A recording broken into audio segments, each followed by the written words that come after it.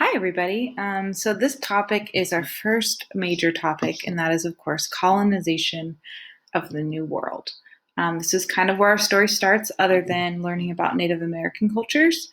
We have to learn about how these European cultures came over and colonized the New World, the Americas. So, as you guys can see, there's a map of the world right here. And I've already used the word New World and Old World. Hopefully, you've heard of these phrases before.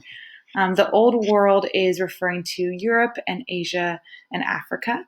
Kind of because their civilizations have lasted for so long, they're categorized as Old World. And New World is everything kind of in the Western Hemisphere, usually referring to North America and South America. So when we talk about colonization of the New World, we are talking primarily of European countries that are coming over and colonizing North America. We know they colonized South America as well, but for US history, we're just going to focus on the colonization of North America. Now, I believe I put this definition in a different assignment, but I want you to pause the video right here if you can and try to see if you remember what this word means. What does it mean to colonize something? I'm serious. Pause the video, test yourself. If we were in a classroom, I would be randomly calling on people and seeing if you remember. So take this moment. Okay, hopefully you paused the video. If not, that was super awkward. But I want to tell you the definition of to colonize. And you can say it in different words in your own language. That's totally fine. But let's check if the meaning is kind of the same. The definition of colonize is when a central system of power dominates the surrounding land and its components, people or items in the land. The term is derived from the Latin word colere, which means to inhabit. So a couple key things about this, let me get my pointer on here, sorry. A couple of key things to know about this definition is that when a country colonizes, this is the key word right here, power. A powerful country is the one colonizing. It's unusual to see a country that is weaker or has less money, less strength, less influence taking over other countries.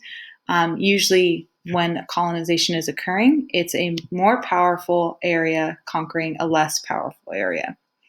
Now, power can have different definitions and different meanings, and obviously that's a different conversation.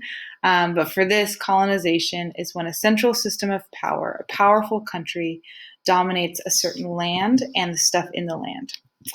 Now, stuff in the land, as you guys know, could also mean, of course, people. And so in this case, we have the old world colonizing the new world.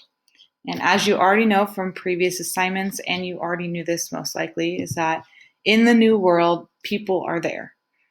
Civilizations are there, and they are called Native Americans.